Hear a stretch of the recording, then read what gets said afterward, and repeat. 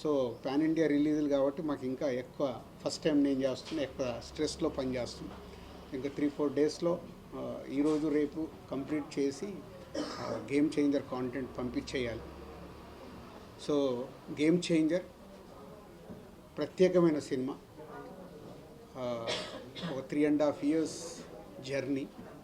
మీ అందరికీ తెలుసు 2021 ఆగస్ట్లో మొదలుపెట్టాం సినిమాని, పూజా కార్యక్రమం. అంటే ఆల్మోస్ట్ ఒక 3.5 years జర్నీ. ఎన్నో అప్ అండ్ డౌన్ చూశాను ఈ 3.5 yearsలో. అంటే 3.5 years కాకుండా కోవిడ్ దగ్గర నుంచే లాస్ట్ 4-5 years నుంచి ఆల్మోస్ట్ 4.5 years అయింది. 4.5 yearsలో చాలా అప్ అండ్ డౌన్ చూస్తున్నాను. అంటే ఎక్కువ ఎలా జర్నీ జరుగుతుంది అనేది చూస్తున్నాను.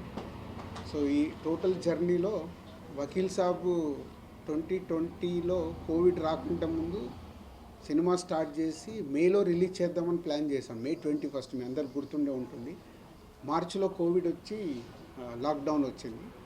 అది కాస్త అలా 2020 మేలో అనుకున్న సినిమా 2021 April 9th రిలీజ్ చేసాం. అంటే ఆల్మోస్ట్ 1 year. అంటే కోవిడ్ దగ్గర నుంచి ఇలాంటి చేంజెస్ అంటే మన చేతిలో లేకుండా జరుగుతూ వచ్చాయి. సరే, ఆ సినిమాను అద్భుతంగా తయారు చేసి అద్భుతంగా పెట్టాము. April 9th రిలీజ్ అయిన 4వ రోజే మళ్ళీ కోవిడ్ విజృంభణతో 2 weeksలోనే మళ్ళీ థియేటర్ షట్ డౌన్. అంటే కళ్యాణ్ గారితో నాకు చాలా ఇంట్రెస్ట్గా, మీ అందరికీ తెలుసు I am big fan of Pawan Kalyan garu. ఇంట్రెస్ట్గా దాన్ని కళ్యాణ్ గారికి మళ్ళీ రీఎంట్రీ, ఆ గ్యాప్ తీసుకున్న తర్వాత రీఎంట్రీ సినిమా. సో చాలా జాగ్రత్తగా దాన్ని బ్లాక్ బస్టర్ ఎలా అవుతుంది అనే దాని మీద డైరెక్టర్ అప్పుడు వేణు శ్రీరామ్ కానీ టీం కానీ అంత కష్టపడి చేసాం. మళ్ళీ కోవిడ్ రావడం, సెకండ్ లాక్డౌన్.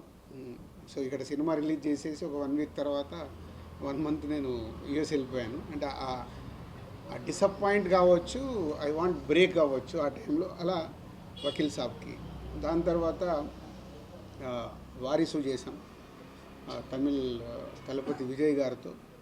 అది తమిళ్లో తీసాం కాబట్టి తమిళ్ సినిమా అయిపోయింది.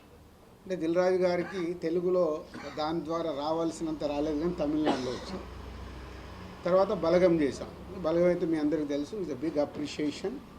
ఆ సినిమాకు కూడా ఏమైంది, సో అది తెలంగాణ నేటివిటీలో చేయడం వల్ల, తెలంగాణ బ్యాక్డ్రాప్లో సినిమా కాబట్టి తెలంగాణలో దానికి 100కు 100 మార్కులు వస్తే అదర్ దగ్గర 70-80% వచ్చాయి. అంటే మళ్ళీ యూనివర్సల్గా కొట్టలేకపోయాను. ఇలా నన్ను నేను అనాలిసిస్ చేసుకుంటూ ఉన్నాను లాస్ట్ 3.5 yearsలో జరుగుతున్న జర్నీలో. సో ఇలా కొన్ని సినిమాలు రిజల్ట్ రాలేదు. సో రిజల్ట్ రానప్పుడు అక్కడి వరకు నాకు బాధలేదు. ఫ్యామిలీ స్టార్ రిలీజ్ అయ్యాక, రిలీజ్ రోజు నా గ్రాండ్ సన్ ఫోన్ చేశాడు. వాడికి మరి ఎలా చెప్పారో ఏంటో తెలియదు, తాత చాలా అప్సెట్లో ఉన్నావంట, నువ్వు అప్సెట్ అవ్వకు, ఎందుకంటే నీ చేతిలో గేమ్ చేంజర్ ఉంది, నువ్వు గేమ్ చేంజర్ కొడతావని. It's emotional moment for me. ఏంటి వీడు కూడా ఫోన్ చేసి, age is a 7 years boy, నా గురించి ఇంత కన్సర్న్గా ఉన్నాడు అన్న తర్వాత నాలో మళ్ళీ ఒక చేంజ్ తీసుకున్నాను. నోను, ఒక 7 years బాయ్ కూడా అడుగుతున్నాడు ఇలా అని అంటే ఏంటి, ఎక్కడ ఇన్స్పైర్ అవ్వాలి.